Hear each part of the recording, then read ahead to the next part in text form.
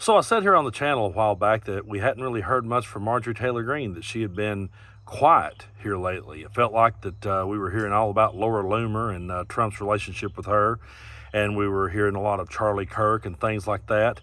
But it was like there was too much MAGA out there, and it almost felt like that someone said, hey, we better tone it down a little bit. Let's just keep Marge over here and keep her quiet for a minute. And then all of a sudden, she just exploded back onto the scene, no pun intended, telling people that drinking raw milk would make America healthy again, which, by the way, do not do that. But that's the kind of conspiracies that she's pushing. So she's back at it again here in this next clip. And what is she doing? She's doing what MAGA does best. She's sowing distrust in the election, and she's sowing distrust in democracy. And early voting has just started, but she's already playing that hit that it's going to be rigged against them. Take a look. We have the Dominion machines, and you go through and you mark president, you mark, for Congress, that would be me. They marked Donald Trump, and they marked who they were voting for the rest of the way down their ballot on the machine.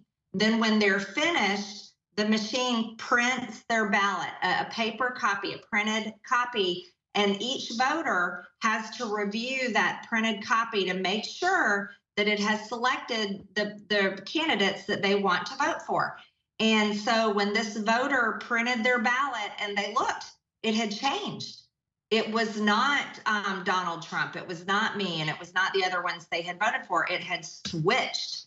And so they went up to one of the election workers and they said, here's the problem. The machine switched it, and my printed ballot, I did not vote for these people. So they had to start over, and they went through it several times, and it kept on making the same error. Now, you have to remember that Dominion sued for defamation, and they won their case. And here Marjorie Taylor Greene is going out there and making these accusations, and she doesn't have any concrete proof. It's just that she heard someone say this. Someone said this, so this must be true. This is MAGA, folks. This is exactly what they are. This is exactly what they're doing. And we shouldn't be at all shocked, because Trump has always had this built-in scapegoat before he even got started. He had it in 2016, but he ended up winning that election, so he didn't have to use it. He didn't have to say it. In 2020, he started early, saying the only way that I can lose this election is if it's rigged. And then when he lost, he came out and said, see there, I told you it was rigged. And he's been saying it's rigged for the last 3.5 years. Here we are going into this election, and they're already starting to make these claims. And that's why that I've said, when I've had people ask me if I was going to go live on election night, I was like, I probably won't, because I don't think we're going to have an answer on that night. I feel like there's going to be a lot of chaos. I feel like there's going to be a lot of controversy, and they're already sowing the seeds to this. But what this does when they sow these kind of seeds is it just further divides people, and it causes there to be less faith in a democracy. There's no way that you can have a strong democracy when you've got a certain group of people who are constantly demonizing that idea and demonizing that concept, and saying that the military should handle people who disagrees with them politically. That's one of my biggest things that I try to get across to people in my videos that I don't think they understand. This isn't about politics anymore. This isn't about Democrat versus Republican. It's not even really about left versus right. It's not about progressive ideas versus conservative, really. What it's about is you've got this extreme group of people who wants everything to be their way, and they're not the majority. I really don't believe that MAGA is the majority. But they want the world to live under their rule. They want the world to live under their interpretation of the Bible and under their interpretation of the Constitution. And they don't care that society is progressing faster than they ever have. They don't care that society is moving in a more progressive manner. They want the world to live under their rule. And in order to do that, they have to sow distrust in democracy. If they can make people feel that the game is rigged against them, then they themselves can always play that person to their advantage, because that person's now lost faith in the system, and they can believe now. We've heard Trump say, I will fix it so good you won't have to vote again. We'll just do away with elections, is the way that comes off to me. When I hear him say, we're going to fix it so good that you'll never have to vote again, really? That's not a Republican idea. That's not a Democrat idea. That is an extreme fascist idea. And I don't throw those words around lightly. Every day someone calls me a communist, a Marxist, a socialist. They can't even define those words. But we can look right at this and we can see that when I call it extreme, that's exactly what it is. To sit and say, I will fix something so good you won't ever have to vote again. Well, you know what? There may come a day that people disagrees. Even the cult members now, there may come the day that they disagree with Donald Trump. If he fixes it so good, they never have to vote again. And one day they disagree with something he does, and they go, you know what? I want to vote against you. Well, you don't have a right to anymore because you let that guy dupe you into thinking that the system was rigged. And they're already doing this. They're already sowing the seeds now. So that on election night they can come out, he'll probably go ahead and declare victory right away and then say they stole this one from us and get people all worked up all over again.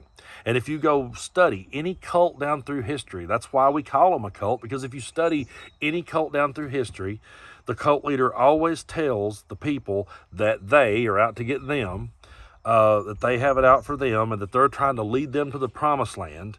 And if you speak out against the leader, then they sick other members of the cult on you to either bring you back in or completely do away with you.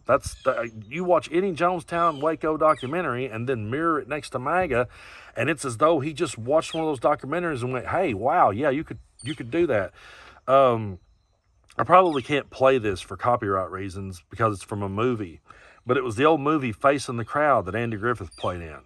Andy Griffith is one of my favorite actors, and real quick, just getting away from the subject just for a second. I was on a really good friend of mine's podcast, Mike McGill, him and Jamie Akins. They have a podcast called One More for the Good Guys, and we talked all about movies. We talked about music. We talked about everything but politics. It was a great episode. I'll tag it below here in this video. You guys can go check it out. But I said in that podcast, Andy Griffith was such an underrated actor. So was Don Knotts. They were very underrated as actors. Everyone thought just because they were on sitcoms, it didn't really count as much as the big movies. But Andy Griffith was on a movie called Facing the Crowd, where he played a politician who said out loud, I'll get him to say anything. You got to go look that movie up if you've not seen it. He talked about how that he would dupe the people, how that he would play the people, how that he would work them to his advantage. It's just that in that movie, in the end, they saw him for what he was. They saw him for the con man. And we're still sitting over here holding out hope that MAGA has that moment and recognizes Donald Trump for the con that he is. But the reason why that's not happened yet is because of the distrust that he's sown in our democracy. And he is the most divisive figure that we've ever had in politics. I can't think of anyone who's been more divisive, because he's destroyed faith in the very institutions that we all practiced in. And so now, if we're headed into the holidays, and it's going to be a very interesting holiday this year, all the way around. Before you might have been standing there going, well, my side won or my side lost, and we'll just have to see what the other side does with things. But this go around, you're going to be standing there with family members on the other side who believes that you stole their vote. And meanwhile, you're going to be sitting there pointing out how that he wants to stick the military on you. And they believe that the media duped us, and we believe that Trump duped them. And when someone says, well, who got duped? I say, who's got the receipts? We do. We've got the receipts. We could show them exactly what Donald Trump did on the election of 2020. We can bring all those receipts. We can bring all that evidence. We can show them January 6th. We can show them everything that he said. We can roll the clip and show him say these things and do these things. And they'll still stand there and go, well, but you're taking that out of context. No, we're paying very close attention to it, and we take our democracy very seriously. That's why we're sitting here every day having this conversation. It felt really good to take a break with my buddies and talk about movies and music and cigars and whiskey and ghost stories. It was fun talking about all those other things. It was great to have that breather. But the reason why that I sit here every day in this chair and talk about this thing is because of how important it truly is. And what Marjorie Taylor Greene is doing here is going out of her way to sow those seeds of distrust and to paint us as the enemy. And then you got a guy saying he would like to stick the military on us. And they don't think that's extreme.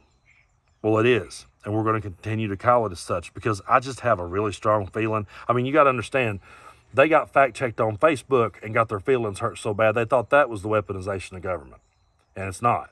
But that's what they think.